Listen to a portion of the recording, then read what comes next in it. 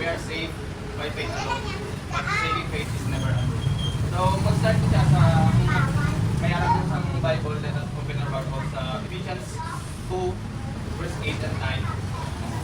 May Bible. Sketchpad lang.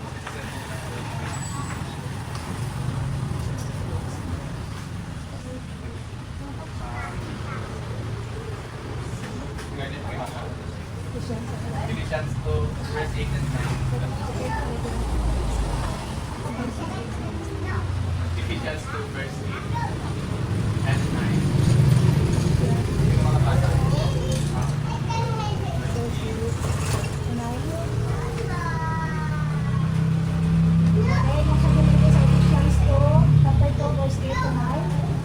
For by grace are ye saved, through faith, and that not of yourselves. It is the gift of God. Samahin nila, not of works, lest any man should boast. So very clear nandiyan ba ni Apostle Paul no sa iyang letter para sa mga Ephesians na ang faith, ang salvation comes by grace. No? Nasa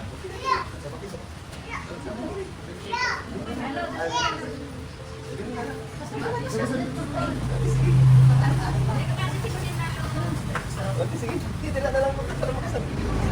Okay. Tama din. So, very clear sa ito, no? And very familiar po ta sa verse nga no? The only way para sa ito na maging safe is not by our own works. Hindi din siya kung kapila ka nag-preach sa isa ka simana, hindi din siya kung kapila ka nagtungtong sa simbahan, hindi din siya sa kung kapila ka nagsimba sa isa ka bulan. No? Hindi din siya kung kapila mo di-share ang gospel sa iyong mga friend, kung pila ka friend mo ang nasiran mo, kung pila ka nag-evangelize, wala na siya isang bearing sa iyong mga salvation. Although may aratas ang ginatawag na heavenly inheritance, no? Kaya tanan nga nang ginawatan na nating thing. Pero before that, we should understand kung paano tayo masave. Diba? And that salvation, pinahatag lang na ni Jesus Christ 2,000 years ago na makakasado. Amen. So, ang ibig sabihin ng grace, is free gift. Ibig sabihin, kung mambal ko nga taga-ata ka sa regalo, matagpapag ko sa mo. But, once we give a gift, wala na sa kondisyon. Same as true sa kung pagkatag ni Lord sa aton sang salvation, wala na sa kondisyon. All we have to do is believe that we are saved by Him alone. Because no one comes to the Father except through Christ. So now, na-establish siya na kung salita ko ako ng mga salvation sa Jesus alone saved. Then next is through faith, tinuod na faith produces fruit.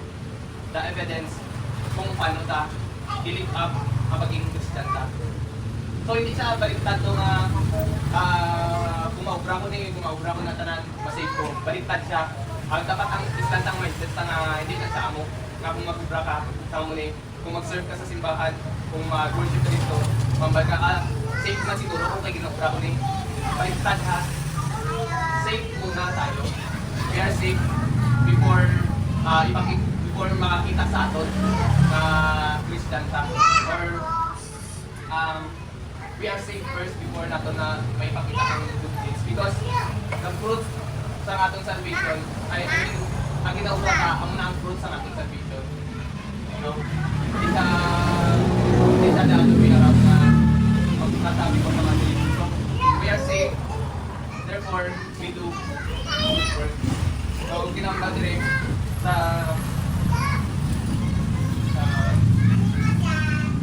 kung may Bible ka mo pakibasa sa James 2 verse 14 to 17.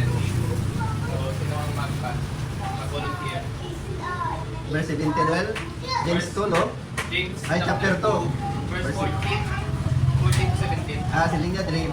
What does it profit, my brethren, if someone says he has faith, but does not have works? Can faith save him? Verse 15. If a brother or a sister is naked and destitute of daily food, verse 16, and one of you says to him, depart in peace, be warm and filled, but you do not give them the things which are needed for the body. What does it profit? Verse 17. Does also faith by itself, if it does not have work, is dead. So, very clear sa Gambal ni James, no? Ano ang faith ta kung hindi makita sa atin, di ba? Ano ang magiging Kristiyanta kung hindi makita sa atin sa mga tao? So, yan, ang ginagawa din sa James, chapter 1, is that we should live up sa atong pagiging Christian nga ang ginagawa din nga ang mga things or sa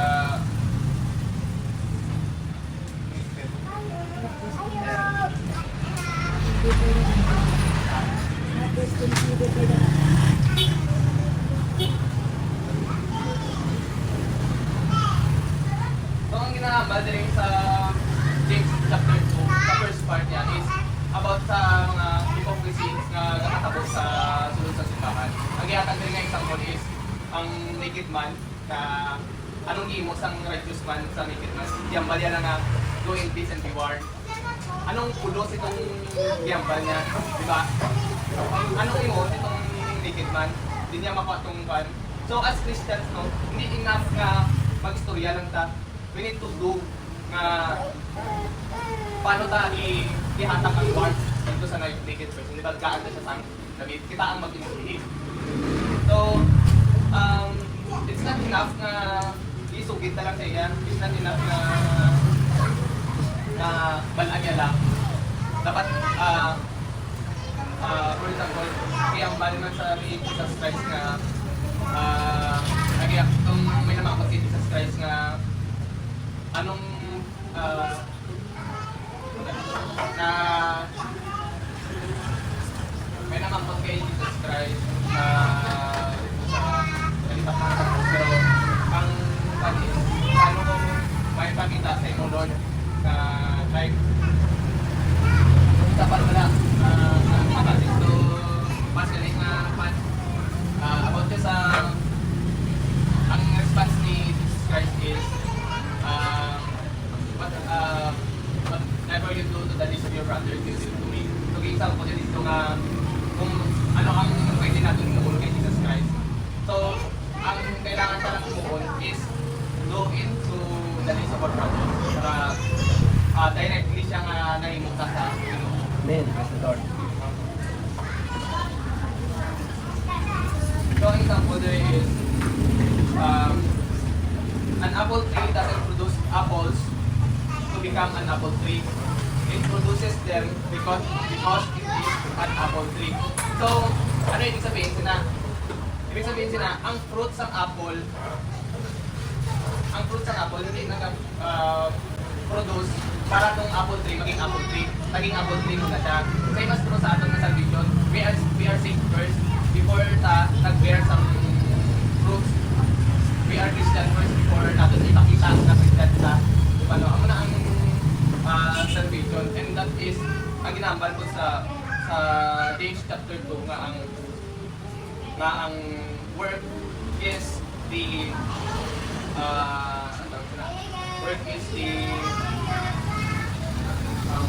fruit of our salvation.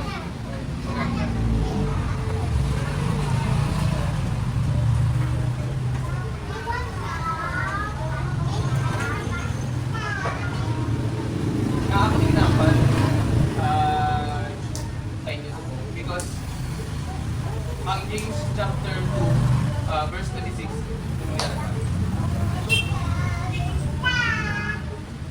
For as the body without the spirit is dead, so faith without works is dead also. so ang naabi ang ginasama niya ang naisip ko na because in James chapter 2 verse 26 ginagamit siya out of context. So ginagamit siya nga, ay, hindi ka mas-safe kay wala ka muna, walang nigilin mo. Diba? Ang nang mabatian ko may nga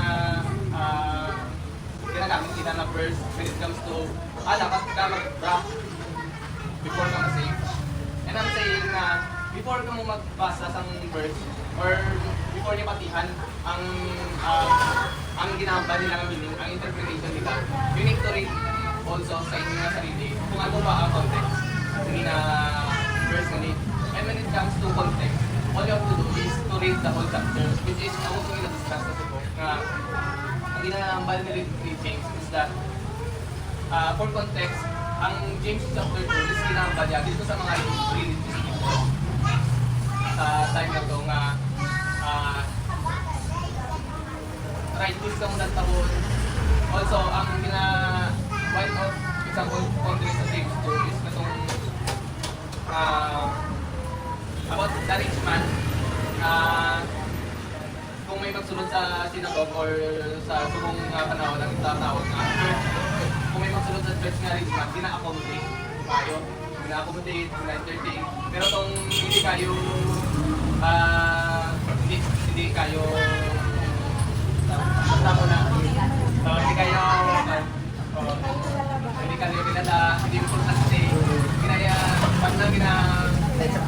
or verse ginapapungkol sa likod, di ba? Pakita nyo na sa James 2 ang nag-example. And ang ginahambal ni James sa mga tao, ang mga righteous people, mga hindi konkreto. So ang mga works nga ginahambal ni James is that we need to treat everyone equally sa ating kaya mo man ang subscribe sa iyang mga teachings. And ano pa?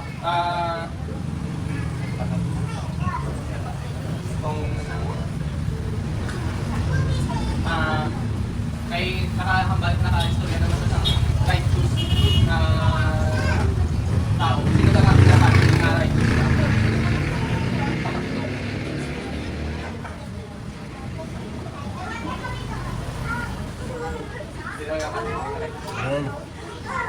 So, ang Romans 3:23. Sino ang may Romans 3:23? Another book. Romans 3:23.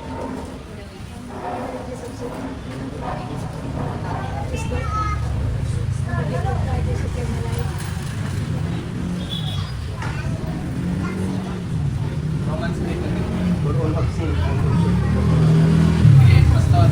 Ano to, Pas? for all have sinned and fall short of the glory of God. So sila niya sa Romans 3:23, for all have sinned and fall short of the glory of God. Anong meaning sining? Wala sang righteous. Pero mo na ang ginambal niya. Pero ano ang hambal sa verse 24? Ano ang hambal sa verse 24? Yeah, Robert. Pero Robert, anong hambal sa verse 24?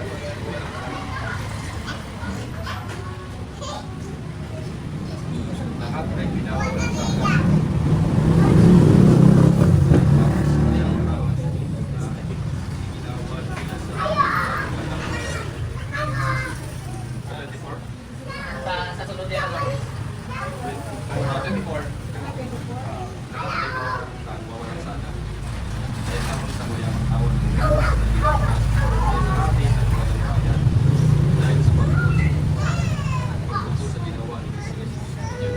Okay, so very clear no, sa verse 23 that ang verse 23 out of context yapon siya ginambal sa aton. Hindi ka righteous, makasala ka, kaya mo na hambal daw sa Bible, which is true, hambal sa Bible. Pero ang hambal sa verse 24, pinawawalang sala na daw tayo. Ang ginahambal nila, kung sa English pa, we are justified or we are made righteous. So, ang purpose hindi nga verse nga ni, nga ito, ang 23 to disclaimer siya, nga kita ka na makasasala. Pero sa verse 24, we are made righteous, ibig sabihin righteous na ta, kay amo na ang we are made righteous tungod kay Iso Kristo. Iso Kristo. No? Ibig sabihin, ginatanggal na lang ang self-righteousness because you are not righteous by yourself. No? We are made righteous by Jesus Christ kung nakabakot sa krus. And also, makambal na righteous na tao because kiyambal niya po sa Old Testament. Ano itong sa Old Testament, Pastor, itong ambal na a righteous man nag-rise up 7 times. Ano? Hindi na ganito, hindi ko nalipat mo. Sa ano siya nga, ay, basta kay ang righteous, basta kay,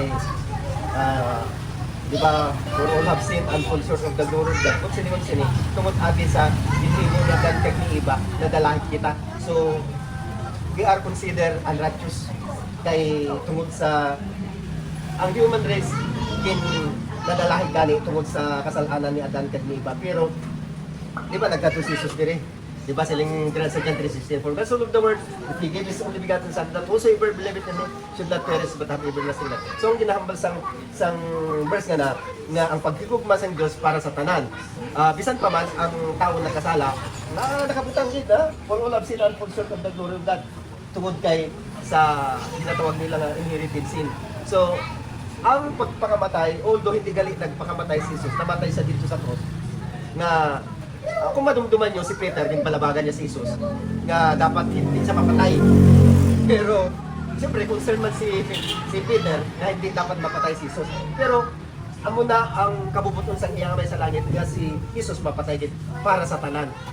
Kasi, kita para hindi na kita malansang sa cross. Kaya kung kada tawo, mamatawo, tanaw tabi. Halimbawa lang, kung kada tawo masiling ang Ginoo, tanan kada tawo malansang sa cross. Basi ang bata pala na siguro pagkatao lansang na sa cross. Tika subo no, pero ang pagiging sa Dios sa tawo wala sang ano tawag sina, wala sang kondisyon. Manabi no? So pasalamat kita sa Ginoo kay ang iyang gugma we been as righteous although nas bisan subong may ara kita limitasyon, may ara kita kumbaga makasasala gyapon kita, pero we with as righteous. Si Jesus nahimog sa nga atonement nang daw siya na ang mahalad na daw karnero ba lang ihalad. Basa to sa una sa Old Testament. Kung mabasa niyo sa Old Testament, ang mga makasala maghalad gid na sila every year para imbis na sila ang ihalad atong hayop ang ihalad na lang, pero kinahanglan nga wising kumbaga undefiled, wala sakit, wala sing basta as in dami siya na mamasko, manaming nga klase nga hayop, 1 year old. So ihalad na siya para na matulog din. So kung imo tanawon, si Jesus nagkari sa diri wala sa sala. Nga ang ginlansang tungod kay kabubot kon sa Dios, na malansang siya alang-alang sa human race. Di ba? Napansin natin mga kapatid na ang mga anghel na nagsupak, namatay ba si Jesus para sa ila? Hindi. Tungod sa pagpakasala nila, wala sila kapasayloan. Pero ang taong naging create sa Diyos, may kapasayloan. At klaro man kayo na for all have sinned and fall short of the glory of God. So, salamat kita sa Diyos kay gintagaan niya kita. Anong baga, ang Ginoo, ginhatag niya si Jesus para nga malansang sa krus, daw sama sa sheep o karnero na ihawod ba o dilansang sa krus, i-offer para sa tanan. Okay? So, tama kong gamba ni Pastor na although righteous na ta, we are made righteous by Jesus Christ, pinalansang siya, no? May aratas ang mga limitation.